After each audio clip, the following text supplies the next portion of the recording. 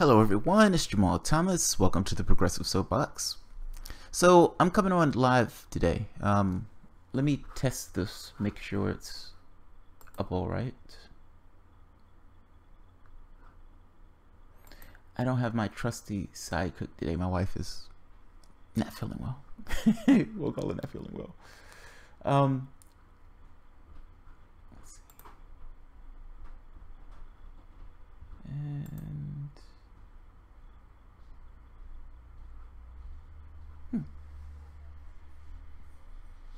I don't see it.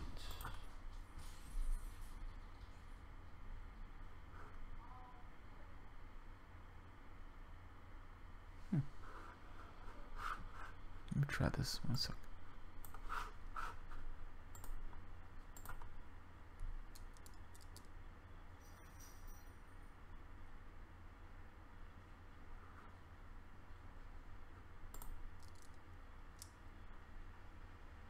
Come on.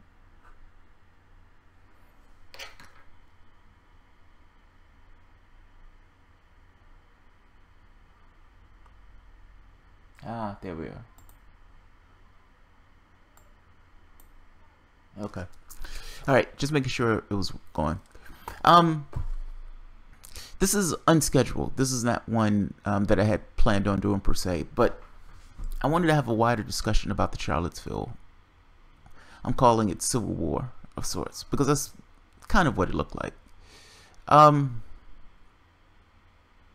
Just to recap, there was a protest. They call it Unite the Right. It had to do with, I think, they're removing a statue of something. That's somewhat of a big deal in Virginia. So in Richmond, we have what's called Monument Avenue. Monument Avenue has essentially just a bunch of statues. For whatever reason, in Virginia, we put up statues. Many of those are Confederate statues. I mean, keep in mind, we're the heart of the Confederacy at that point. I have to be honest, I don't care about the statues. I don't think moving a statue changes anything necessarily in the population itself. I care more about changes the minds of the population. And look, the stuff did take place. Removing a statue is not like pretending it didn't happen. An argument can be made that a statue is kind of commemorating in that sense. So that's a fair point. And if a society or that particular area wants to remove the statue, they can remove the statue. They can remove the statue.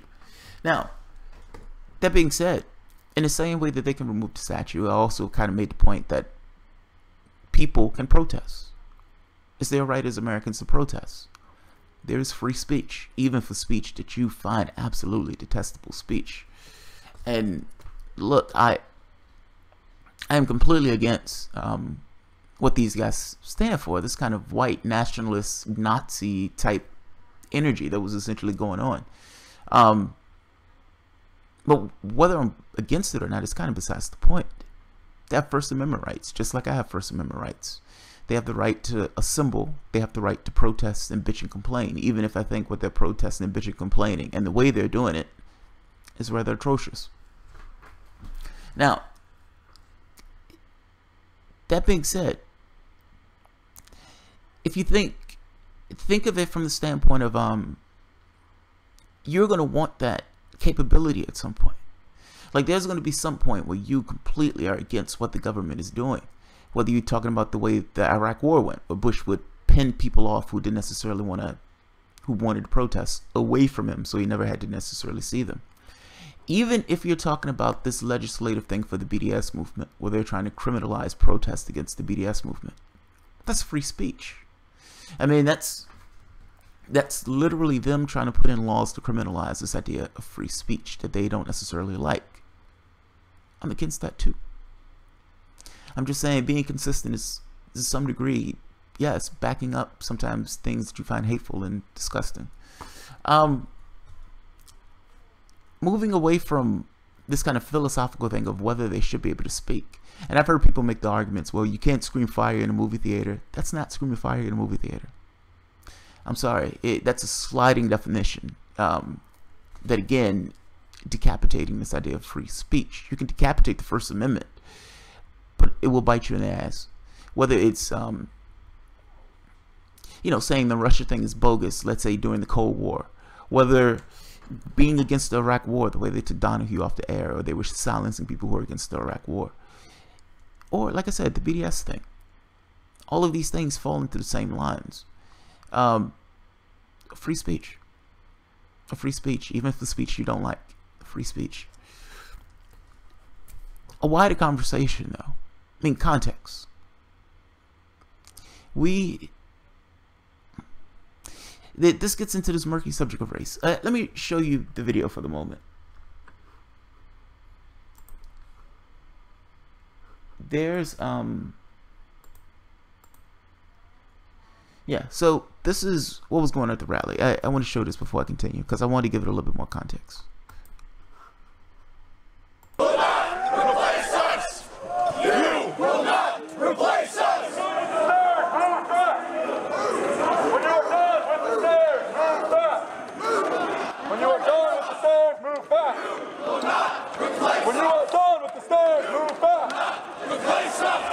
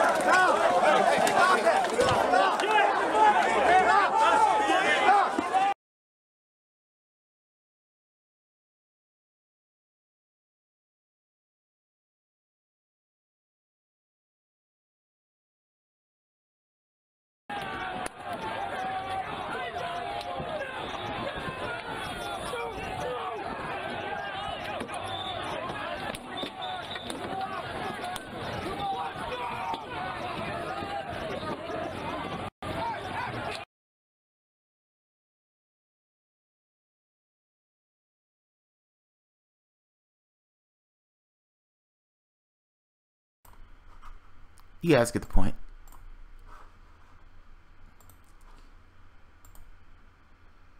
That was The Guardian, by the way.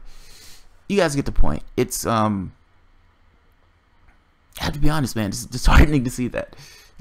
Disheartening. Usually, look, you've seen me. Usually I'm pretty jovial with the news. It's stuff comes up and I kind of look at it as minutia, just as a means to an end. Just the petty dramas that people include themselves in.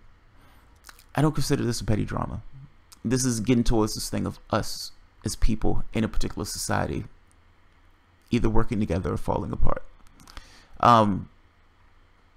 Yeah, it is immensely disheartening to see that.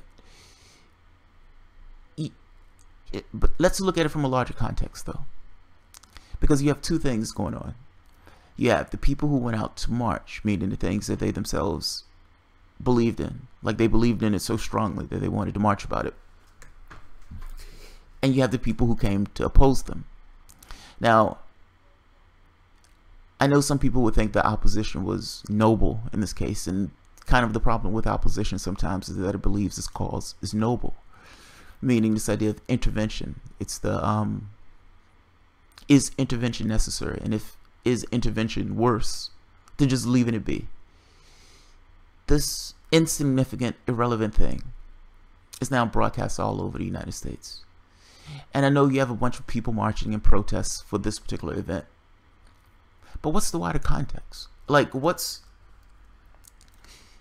people march in this way of this kind of like guttural expression of sorts. Okay, nothing changes in the country with that march. It's just a guttural expression.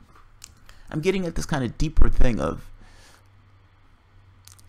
what's the context of the people who would feel the need to push this kind of far-right ideology of sorts, this kind of white nationalist ideology. Now, people want to kind of associate this with Trump. Dude, this has nothing to do with Trump. Those people were there before Trump. Those people will be there after Trump. It's like saying Obama created black voters. Blacks were already there. They may have came to the polls more because of Obama, but they were already there. I'm making the same thing about these guys. What creates this? What exacerbates this? They're chanting, "You will not replace us." Who is you? Who's trying to replace you?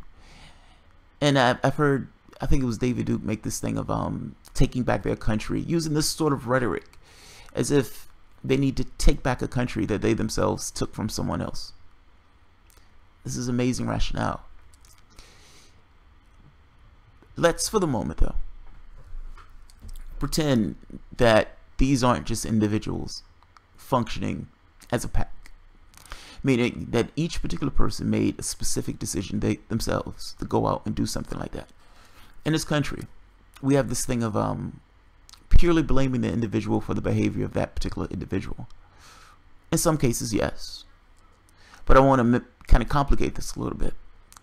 That particular person is rooted in a particular society. I myself, as an African American in Richmond, you know, for the most part the heart of the Confederacy, in America, on the planet Earth, I have a certain race, I have a certain gender. All of these attributes give me a certain perspective of the world, whether it's cultural, whether I'm basing it on identity, whether I'm basing it on my gender, whether I'm basing it on just being a human being. I have a perspective. That perspective has to do a little bit with me, but it also has to do with who I'm around. Meaning, if you had a Jewish person and you raised them in Nazi Germany, that person will probably be a Nazi. Now, there will be a certain latitude in his personality that is him, but he would still pick up the ideology that was around him at the time. Your society, to many respects, has a lot to do with who you turn out to be. There's latitude, meaning who you are as a person, but that latitude to some degree is constrained by the society that you find yourself. I'm making the point that treating each and every one of these people as individuals,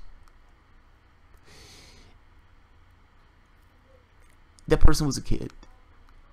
That person had experiences. In having those experiences, whether it was family, whether it was friends, whether it was his particular community, whether it was the economic situation, whether it was the country itself, those things left a mark. I'm saying that mark, in many respects, expresses itself in aberrant behavior, such as this. You can't necessarily purely blame the individual for it. You also have to blame the society that the individual is cultivated in. That's kind of what I'm getting at. There's more to this. Economics. So,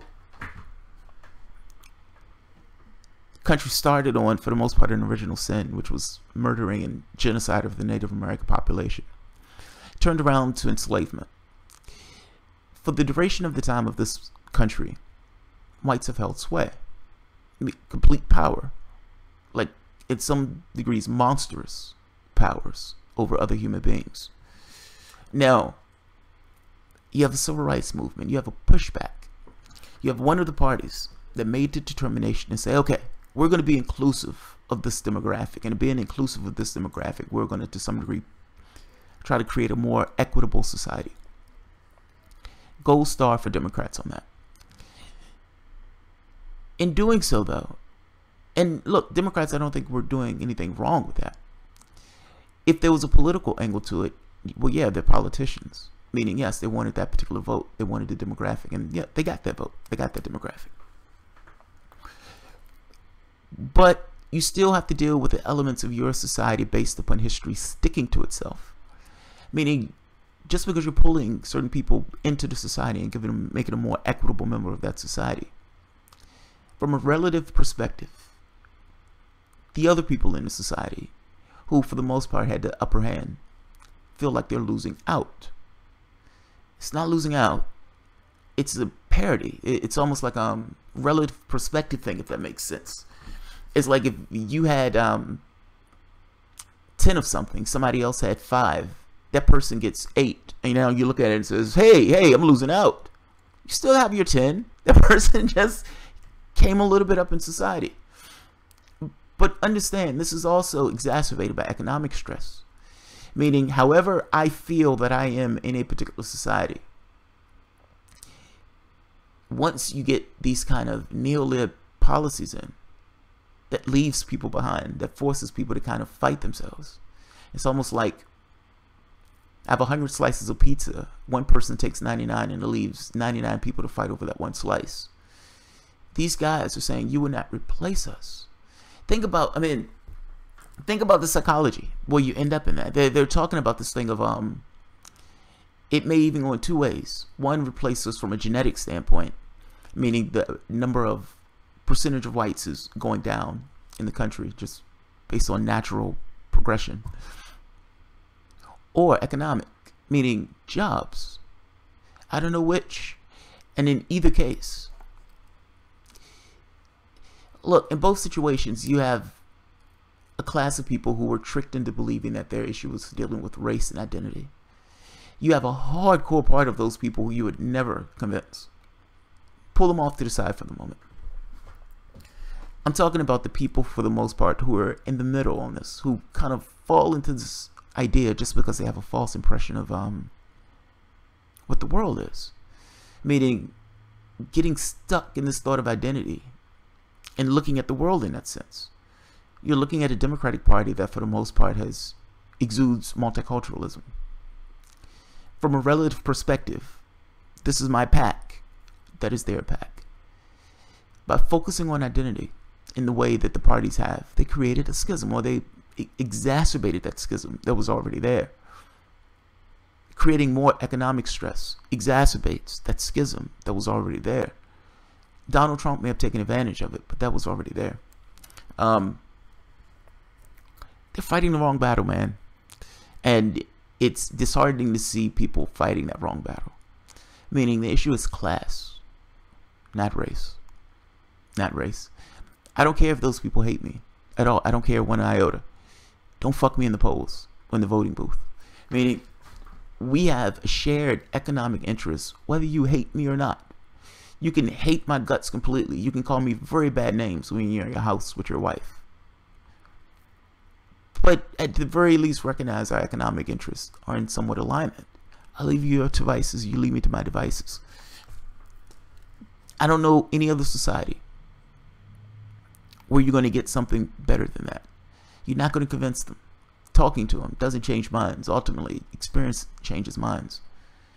You have a situation where a guy was so moved that he was angry that he got in a car and plowed that car into a crowd of people.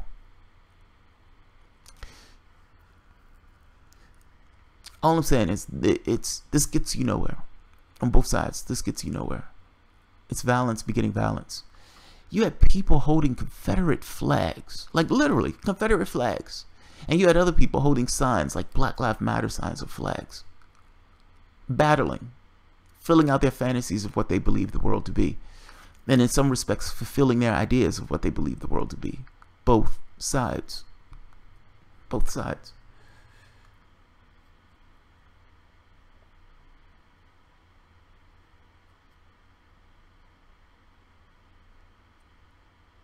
Yeah, I just saw it. It just bugged me. That's all. It bugged the shit out of me.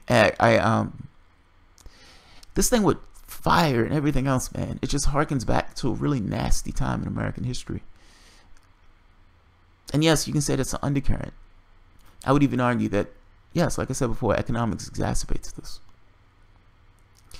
You don't deal with that at the level to which it's expressed. You deal with that through dealing with the issues that these people are dealing with. You're talking about this opioid abuse. You're talking about this thing of jobs, this thing of being... Look, I would wager, I've heard people make this case of white people are being assailed or white men are under attack. That's from their relative perspective.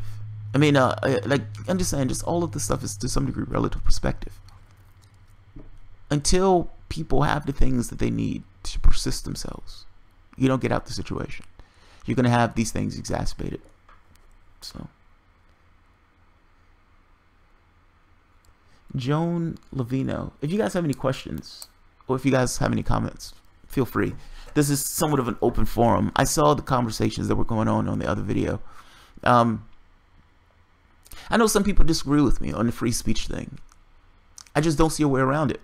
If any government can call somebody a terrorist if they don't necessarily like what those people are saying, I mean, infringing upon that is treacherous territory. Even if that particular speech is atrocious, and even if you think that particular speech may be used to incite violence, to some degree, you have to allow that particular thing. Look, when I listen to some of the speeches by, like Baldwin, or King, or X, those guys were under constant threat of being murdered. King was murdered, X was murdered, Kennedy was murdered. You had these people who were in this particular cauldron of sorts. Free speech is a big fucking deal. Even when these people are using it for disgusting ends, it is still free speech. It's still free speech. If nobody showed up to protest, or instead took those names down and each person interacted with each other and had some kind of political action with it, this march would have been completely irrelevant. Nobody would have known these guys were out there. Nobody would have cared that these guys were out there. They would have went home and ate their Cheerios the very next morning and went to work the next morning. Nobody none the wiser. Nobody caring. Now somebody's dead. 3 people are dead, if I'm not mistaken. Yeah, man. It's just...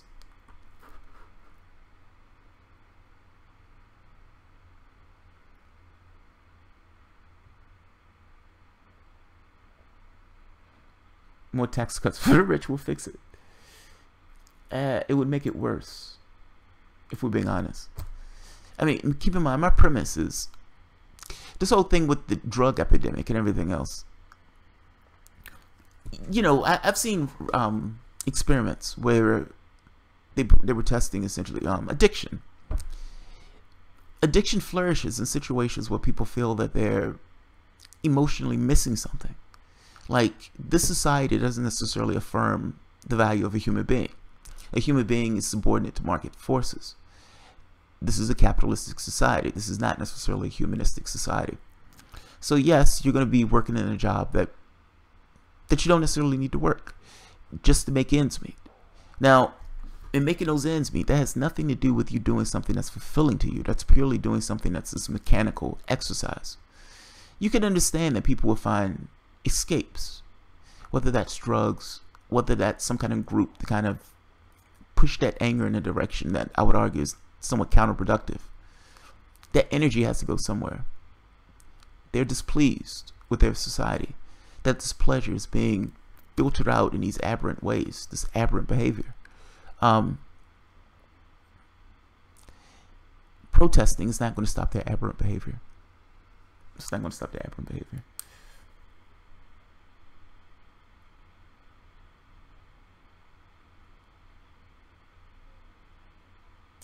Chuck E. Cheese. Yeah, alright, so let's talk about this. And this is kind of why I wanted to do this live. I kind of wanted to have the conversation about it. I didn't want it necessarily just be one way. Chuck E. Cheese. The call to violence is one-sided. Anytime the right goes to protest, the left says it's okay to violently attack them. Insanity. Yeah, and I can explain this. And he's right. You've heard me say this thing of free speech. They have the right to assemble. They have the right for free speech like anybody else, even if what they're saying is hateful. Now the catch is that the left will make the argument, well, what they're saying is hateful. There's a drastic difference in me getting out there and doing a march to affirm somebody's right to exist. So I am marching for civil rights. I am marching to stop war. I am marching for environmental, recuperation, to save the environment. These things are to some degree somewhat of an affirmative thing. I am doing this for the betterment of something else. The argument I think the left will make is these guys are doing it for the detriment of something else. Meaning they're not marching to affirm somebody. They're marching to affirm only themselves at the detriment of everyone else. They're marching for this idea of we want a recuperation of the way things were, where, let's be honest, we were in, for the most part, full control and these minorities were in their place and et cetera, et cetera. That's the way it feels. Now, you can say I'm wrong on that, but that's the way it feels. I don't know what take your country back means other than that. But it's because of that the left thinks to themselves, well, it is okay to attack them because I am fighting Nazis. I am fighting something that's bad. I am fighting something that's trying to take away rights for somebody else. It's the superhero thing. It's in our media. Our media goes with this idea of comic book heroes. They always come to the day. This particular comic book character, Batman, beats up the Joker. Daredevil beats the shit out of whoever else he's trying to capture.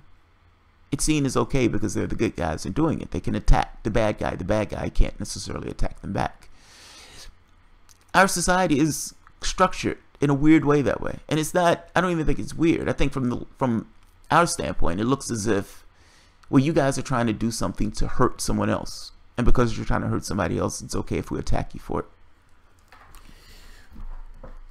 There's a difference, though, between the rhetoric of it and actually doing it.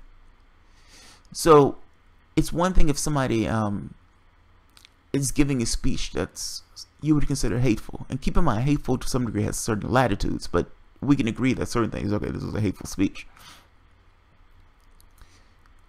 But are they allowed to give it under the First Amendment? I go back to that because free speech is a big fucking deal. It's one thing to do it, it's another thing to say it.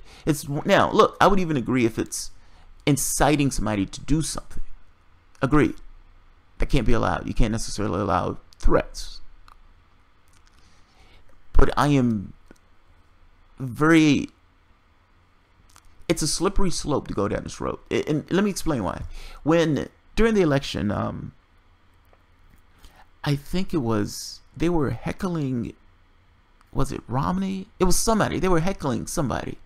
And they would follow the campaign around and just heckle the person. They would just have protests and everything else. And I thought to myself, what if every campaign was this way? Meaning every politician, Democrat and Republican, essentially had paid people who would go and disrupt those particular events. And then every event that senators went to, they would have people to go and disrupt those events. That it just became normal politics to do that. What's the world of politics looks like if people don't necessarily have politics? That at that point it just becomes these kind of theatrics that lead to some degree of violence. The system breaks down. You need a certain level of free speech, even if that free speech is heinous. I don't know another way around it.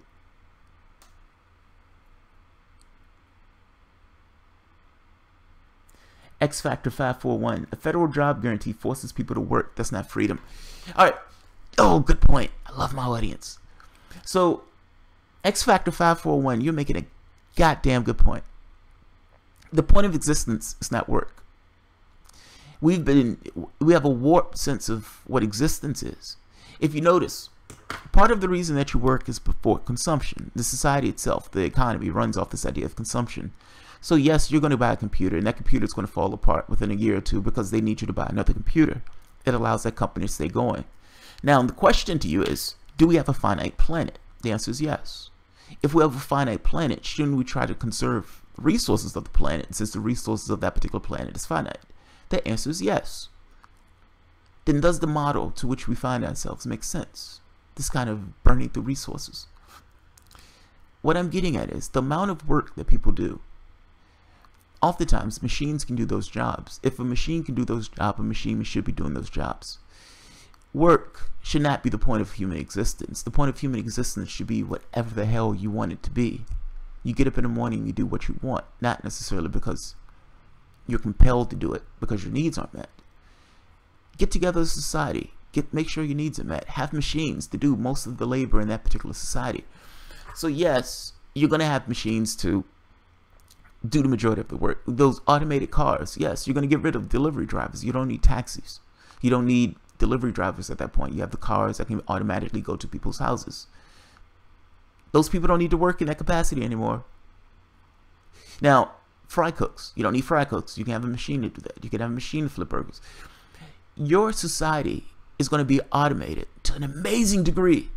And you will not have the jobs in that particular society. But the point is, you don't need the jobs in that society. Allow people to do what people want to do. You can have an amazingly expressive society with people just doing what they want. You're still going to have doctors. You're still going to have lawyers. Well, no lawyers. You're not going to need them. You're still going to have doctors. You're still going to have construction workers, engineers, software engineers. You're still going to have all these things in society that you need to keep your society going. All of those things will still exist. Now, you may not have fast food. Fair enough. You may not need a fry cook. You may not need certain things. You will have jobs in that society. People will still need to work in that society. But there's a difference in saying you're retiring at 40 as opposed to retiring at 60, or you're retiring at 30 as opposed to 60. Or for that matter, you're working 2 days a week or 3 days a week. We have right now the society or the technology to give us abundance on this planet. The problem is our economic system. And the economic system, for the most part, holds us back. And then we have this thing where automation, as if automation is a bad thing. Automation is the solution. It's not the problem. The problem is us.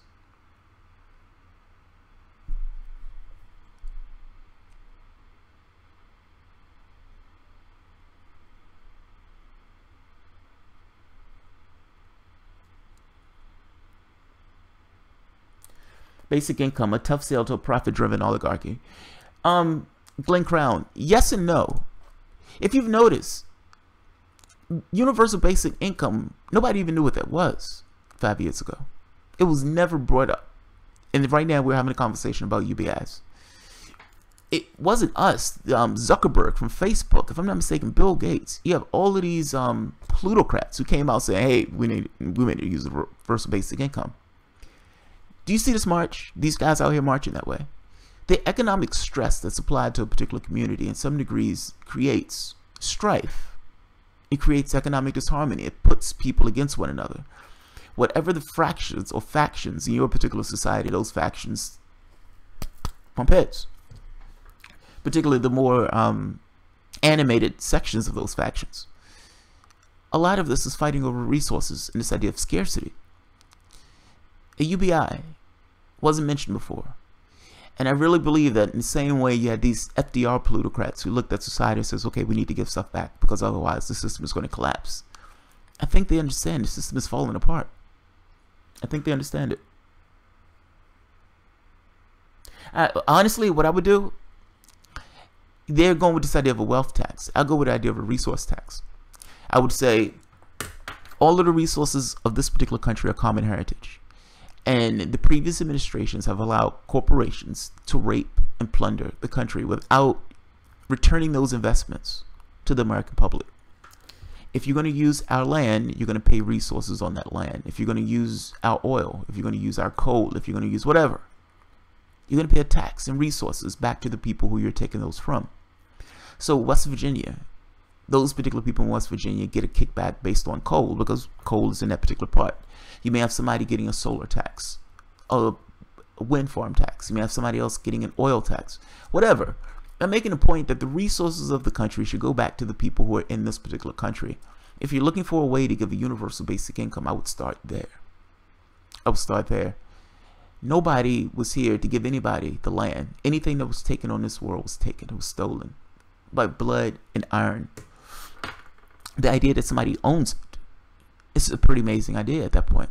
It's like the person who stole your purse gets to say, I own your purse. Now, in doing so, I would really make this point of, look, and Sarah Palin did it in Alaska. The oil revenue she was giving in kickback to the people who are in Alaska. I'm saying you should do that for all of the resources of the United States. That's where I would start. Taxing capital gains. I would even say a maximum wage. I would even say a maximum wage. There is no society. I mean, it is an absolute, complete failure in a society to have somebody to have $1 billion and somebody else sleeping on the streets. That is an amazing thing. That's an amazing thing that a society allows. It's immensely callous.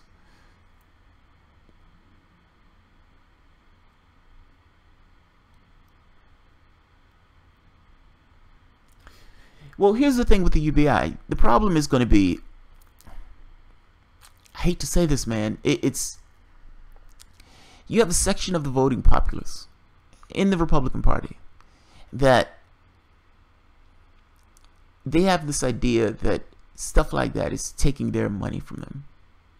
You know what I mean? It's like, I don't know, it's weird, man. The Republican Party, it's just, it blows me away that people vote that heavily against their self-interest. I know the Democratic Party is not in the self-interest, or not in the interest of the people who are in it either. But the reason why the left, and let's talk about it. I think part of the reason why the left always says racist and sexist, some of this is used as a pejorative just to kind of tar people in a particular party to make it hard to vote for particular people in a particular party. Part of it, let's be honest, is true. Part of it is true. Now, this argument is used in this almost tribal way for the party itself. Meaning, some of the stuff that will come up, the tax cuts and everything else, it is abhorrent. Like, it's hard to believe that somebody would get behind that. And yet they do, to their own detriment. You can look at Kansas. Kansas essentially slitting its own throat with one Republican Party policy after the next. Yeah, man, I'm always amazed by that.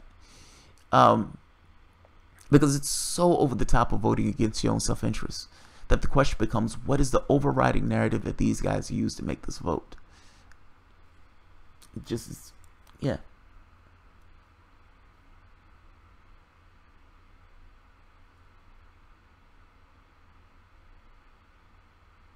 They would brand it as communism. Republicans would, yes. If the Democratic Party was stronger, they could make that argument. Like, meaning if a lot of the stuff depends on the argument that you take to do it. Like I said, if I would make the case of resource tax, I would say, hey, these resources belong to people in this particular country. And the reason I would say it that way, it's an excuse. But the excuse is used to get around these people's ideas of you're just giving stuff away. You're not giving anything away. The resources of this particular country can be used for the people of this particular country. But that's their context. That's the thing that they've been fed by the Republican Party for God knows how long. The arguments that you make have to be made in a way that that hit towards self-interest. Empathy is not the Republican strong suit. If you're going to make this argument, you're going to have to make this argument in a way that directly affects them. The green energy deal, or the new deal of green energy, can't be cast in this idea of this is great for the environment. No, it has to be cast in this thing of there are going to be amazing jobs that you're going to get with immensely high wages. You're going to get to clean up the environment at the exact same time. So yes, you're going to be able to do something good, but ultimately, you're going to get immensely good jobs. On top of that, you're going to be somewhat free in regards to your electric bills, because we're going to revolutionize how houses get energy, meaning each particular house is going to get solar panels and solar power and so forth, meaning the power of the house can be done in the house itself. Any additional power can be pushed back to the grid. You're talking about a self-sufficient house. That's one less bill that person has to pay. There are ideas that you can go with. You just need to be strong with the ideas. The Democratic Party itself is just not that clever. They're paid not to be that clever. Any idea like that would adversely affect energy companies. They're not going to do it.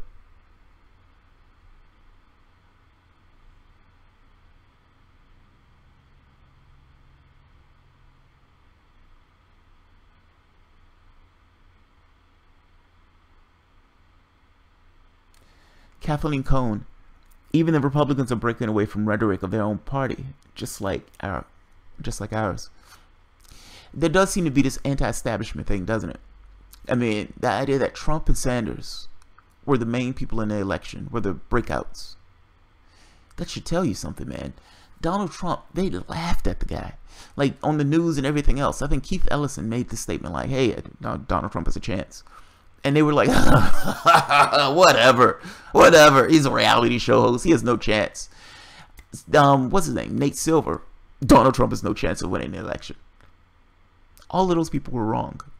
Donald Trump went into a pit with 16 or 15 other Republicans. Brass knuckles in the dirt. Just alpha male'd each of them. Became president of the United States. Now, he didn't alpha male Hillary Clinton. Hillary Clinton made him look ridiculous in that debate. But it didn't matter. She was the most fragile and frail candidate any particular person has ever run, any party has ever run. And beyond that, the public wanted something fundamentally different, even if that fundamental difference was calamity. They were screaming for something different. So, yeah. The question is, how do you still, just because they wanted something different, they still voted for the same guy? Like, some of this has to do with wavelength. I call it wavelength. So you're a Democrat. It's 2008. Obama's giving his speech. Jesse Jackson is out there crying and bawling. You have all these people hugging. They feel like something is taking place. Something fundamentally different in the country is taking place. This is hope, and this is change, and this is the black man who's going to bring it to this particular country. Not everybody had that context. Not everybody felt that way at all. You had a lot of people who felt that way. A lot of people would share that emotion, and they felt like everybody was sharing it. But you had some people who were immensely skeptical of Obama. Republicans didn't like the guy. You had some people who, yeah, were somewhat racist and didn't like him because of his race. But you had some other people who were just conservatives who just didn't like the guy. Mind you, they didn't know anything about him, but based upon his rhetoric, they didn't like him. Now, he was on our wavelength. He wasn't on theirs. So Donald Trump comes out. And at the end of those 8 years, you're like, yeah, well, that was wrong. We completely missed that one. Yes, we were on that particular wavelength, but that wavelength was massively deceived in regards to what we thought he was. Donald Trump comes up. He's the Republican Obama. He's the Republican Obama. He's the hope and change candidate in Republican clothing. And they were on his wavelength. It's similar, man. I'm sorry, it's similar. It's like hope and change versus I'm gonna make America great again. Both of those things are saying the exact same thing. They're just cut for a particular audience. So anybody can be fooled. Now, there is this thing of both sides kind of breaking away and attacking the center. If you've noticed, the narratives that come up, the stories in the news, this Russian Gate thing, those being attacked by the left and the right. Seth the Rich thing was being attacked by the left and the right. One story after the next that's come up has been attacked by the left and the right. Some of this, yes, has to do with the Sanders thing, but some of it is this thing of people breaking out of the spell, I guess.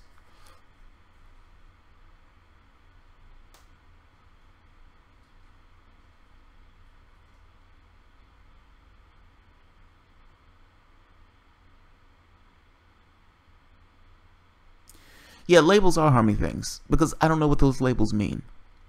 Like somebody would say, I'm a feminist. I have no idea what that means. I know the basic core thing of, okay, she believes in women's rights. I believe in women's rights too. Does it make me a feminist? I would say, yes, I'm a feminist. But again, I don't know what it means. I don't know what it means. In my head, I'm going to treat you in the same way that I would want myself to be treated. That's it. That's the way I look at the world. That's the way I look at whether it's people, whether it's persons, whether it's male, women, whatever. I look at each and every person that way. Are you saying that feminism goes beyond me looking at you as just a person in the same way that I'm just a person? Like, it's like, I don't know what these labels mean. So somebody calls themselves alt-left, alt-right, base left, base right, Nazis. I'm sure those labels attach in some way, but I don't know what they mean. And what I mean is, look, you experience the world in a particular way. You have a very specific coloring on the way you see the world. 10 people, those 10 people have different coloring. Even when you see something that you yourself may agree with. Let's say you're a Bernie Sanders fan and you're sitting in a rally. There are other aspects of the world that you yourself see completely different than that person. The way it even feels, the coloring, the shading, the texture of it is different. The texture of it is different. So if somebody says that person is a feminist, I have no idea the things that you attach to that label of being a feminist.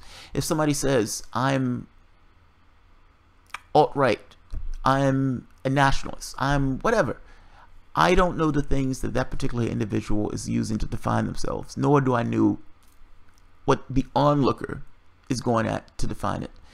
That's why if you notice, I don't associate myself with any particular label because I don't know what that label would be. I just want to be earnest.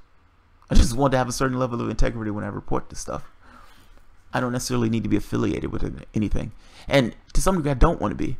It's affiliation makes you feel like you need to defend or you need to like associate, you need to relate yourself to in some way. I just want to be related to a certain degree of integrity.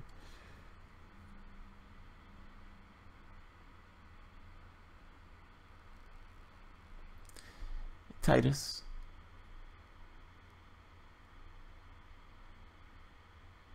X factor. If you associate with a label, you aren't thinking objectively. Yeah. Again, because there's no way to know what other people perceive that label to be. Like somebody would say, I'm a progressive. Great. What does that mean? Well, I like this, this, this, and this. Okay, so if somebody likes all of those things, that what makes them a progressive.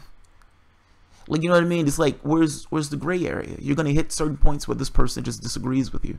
Does that mean that that person is no longer progressive because they disagree with you on a very specific point? The labels are slippery. They're slippery.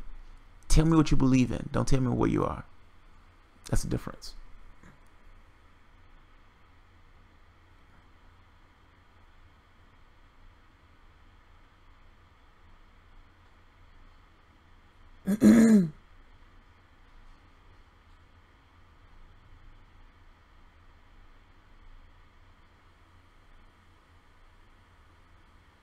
The League of Women Voters overthrow was the end of democracy. I don't know what that means.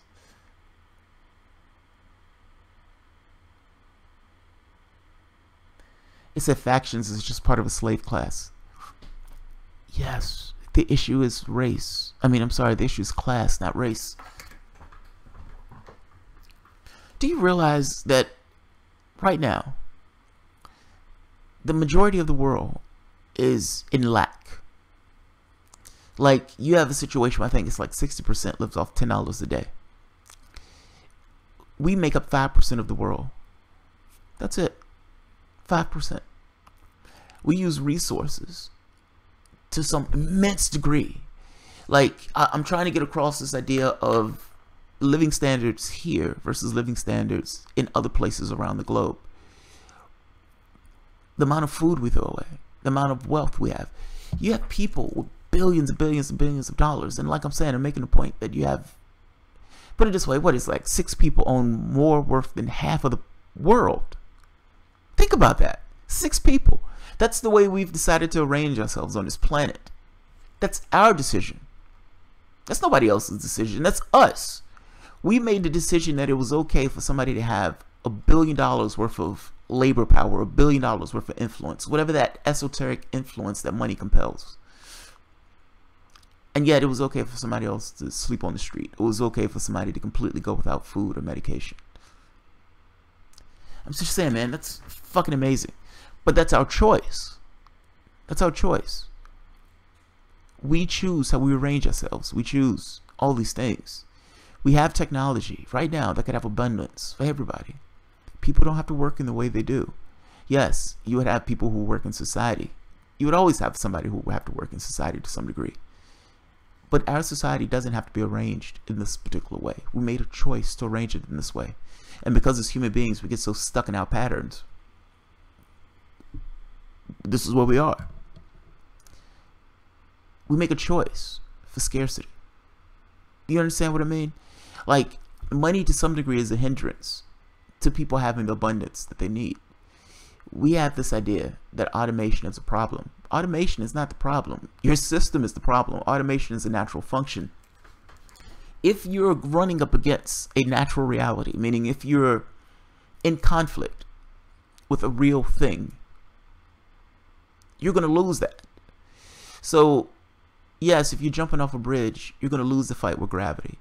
If you're pretending as if the environment doesn't exist, yes, either climate change or some other kind of ecological disaster is going to befall your civilization. Being in an economic system or a democratic system or a political system, those things are just contrivances. Those are ways that people organize and arrange themselves in their particular society. Those things aren't real. The ecology is real. Being hit by an asteroid is real. Being on a planet is real. People are real. The things that we interact with, how we behave, our social actions, those things are for the most part real. Now, yes, culture and everything else is bullshit. I'm just saying the people themselves. An individual needs certain things in order to persist in the world for that person to be whole. When that person doesn't get those things, that person exhibits aberrant behavior. If you put people in somewhat of a pressure cooker, how do you think those people are going to behave? Do you think you're going to get these stellar, sparkling people when they're in a situation where scarcity is ever present and they have lack? They're doing what they need to do to make ends meet. They're coping the way they cope. People just don't cope all that well when they're in that much stress. We look at these things as individualistic, meaning it's, oh, this that person fault for making a wrong choice. Some of these things are aspects of the system that those people are in. If you were in their situation, what is the percentage likelihood that you will behave in a similar way? That's the question. That's the way I always look at this stuff. But these are our choices. We could have came up with a world that affirmed people as being valuable. We didn't do that. We put an intermediary, money, into the process. And in the system itself, the system protects itself. You have people with massive amounts of wealth. That massive amounts of wealth, even though that wealth is not real, confers a certain amount of influence within the game space that we exist. So yes, they're not crazy for saying, I know this steak isn't real, but this is a good fucking steak. Yeah, of course, they're going to do things to advantage themselves. They're in a model that allows them to do that. I always ask, what's everyone else's excuse? I know scarcity and everything else is an aspect of it, but they act as if they don't have choice. They act as if they can't get together and collaborate. These people out here who are marching, these white nationalists, and the people who are marching in opposition towards them, are economically the same. Think about that. They're economically the same. Meaning 99% of the population is a massive voting bloc. And yet, that voting bloc fights and bitches and moans with one another and fights over scraps, when that voting bloc could affect the entire thing. The answer that they're looking for is peace. They're looking for peace. They're looking for cooperation. They're not going to get it in the way that they're expressing it. You could have a better world. You can't have it in the way that they're trying to get it. That's the point.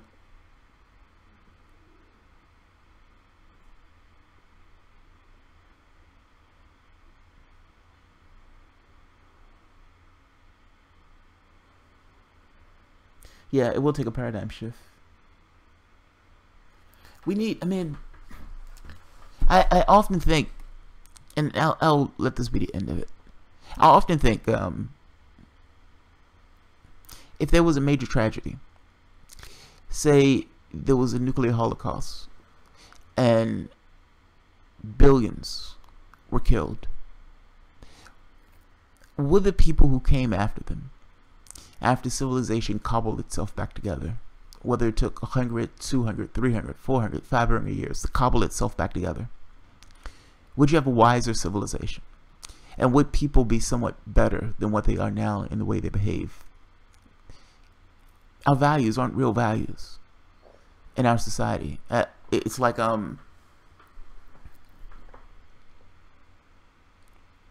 we do two things in our society that are in conflict with one another. We would teach our kids, hey, selfishness is a bad thing. You should play nice with others. You should be kind. You should be nice. You should be, say thank you and all this other stuff. We tell them that on one hand. And then everything else in the society, meaning all the incentive structures, tells them something completely different. When scarcity is on the line, the things that you're telling them about being polite is going to take a backseat to the things that they need to survive. But that's contrived. Like, that's a society that we ourselves arranged and we ourselves agreed to persist. It doesn't have to persist that way. That's a choice. I often think that in a society with a different value system, how would those people, would people be different? Would they value different things? Would they be less hateful? Would they be more empathetic? Would they be less likely to just tar somebody as a particular thing and more willing to kind of listen? Would this idea of human value take prominence as opposed to this idea of market value? Like, would they understand that the reason that the society collapsed beforehand had to do with greed? Everybody essentially out for themselves. This individualistic streak at the expense of the wider society. I don't know. I would hope so. I would hope so, but I don't know. Yeah, man, I would hope so. I would hope that something like that would be catastrophic enough that would shock the conscience of the people in that society to be better and to be different. So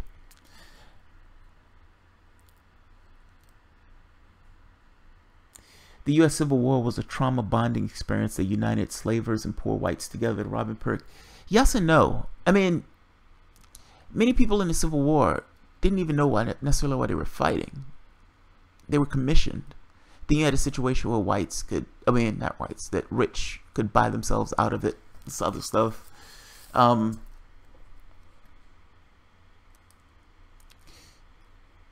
Yeah. Yeah.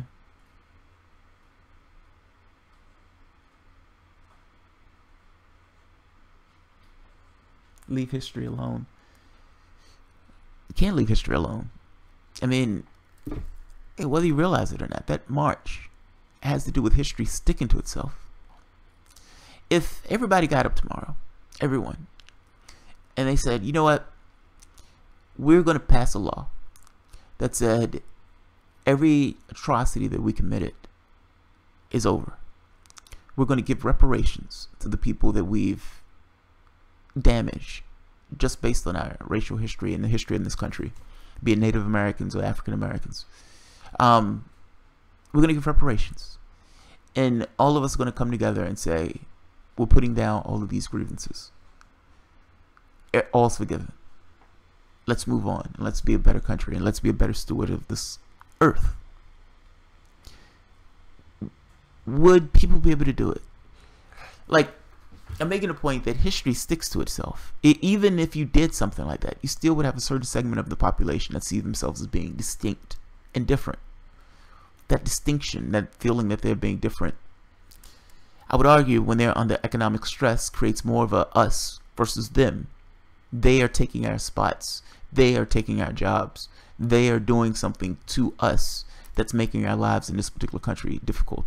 And look, you may have some that just say, I just hate their guts.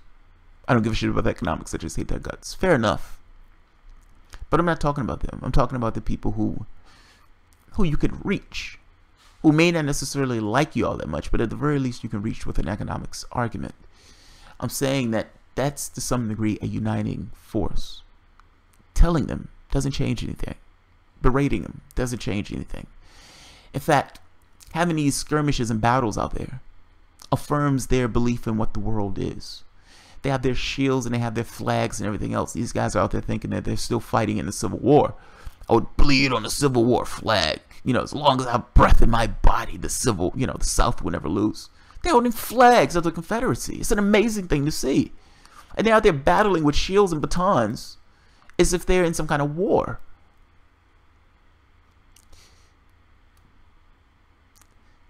I'm just saying, man, it's disheartening. That's an understatement. I just can't think of a better word for it. It's disheartening.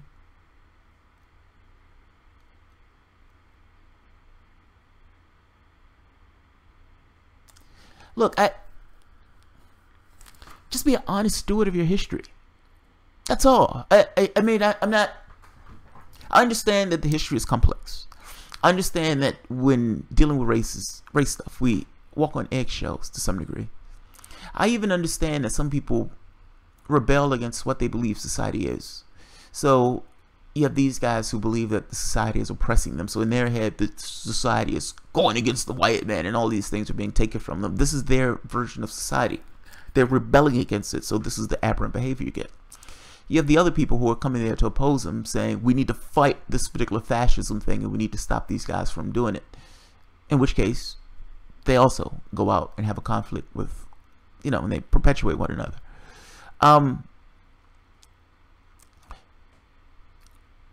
You have some libs who are over the top with race stuff. It's like an overcompensation because race is such a sticky subject, and there's this thing of this kind of reverberation effect going back from the history of blacks in this particular country. I find that there are two main responses: either over-identification or no identification. Meaning it's like, I had nothing to do with what took place back then, so I am not going to take any responsibility for it, and I'm not even going to acknowledge that certain problems exist from that particular time. Everybody is equal in my eyes, and everybody is already here and present, and there is no issue in our society. You have that response, which is fucking ridiculous.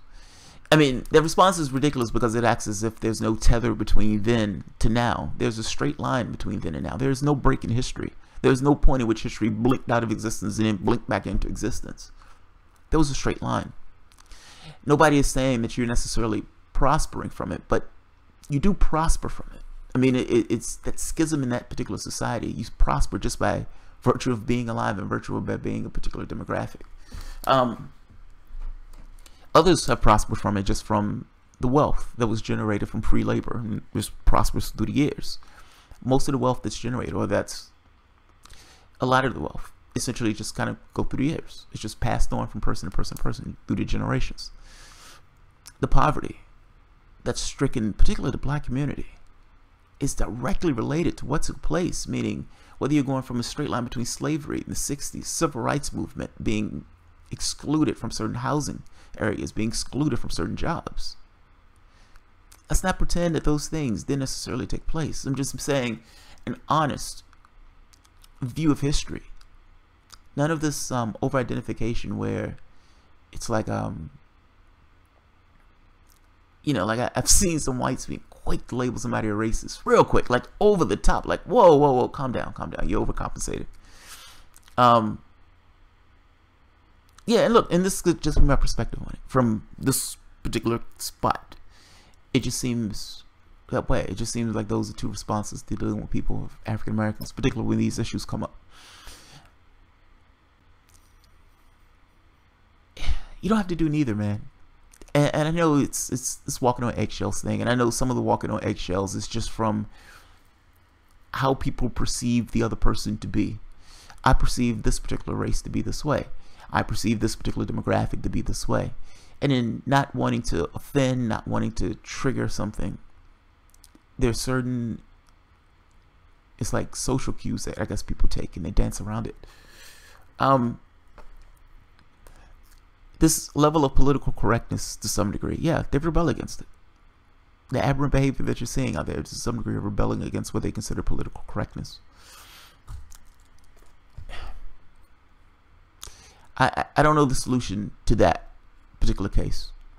I make a strong point to say that's societal. That yes, you can blame these guys for coming out and doing it, but you have to look at the society that bred those guys to do that. I don't necessarily think it's that didn't just come out of a magic box. I don't think they just came out of the womb behaving that way. There may have been certain psychological cues, and there may be certain things in their society that exacerbated it. But I make the point that there's an element of that, that's society. It's not just them. It's not just them. Alright, guys. I am going to end it on that. Alright, I'll leave it at that. I just wanted to talk about the Charlottesville thing. I thought it was an interesting conversation. And I saw some of the conversations that people were having on the page about it, so I wanted to get involved. Alright, guys. If you enjoy the content, feel free to share, write, subscribe, and of course, you can always support the work through Patreon. Thank you.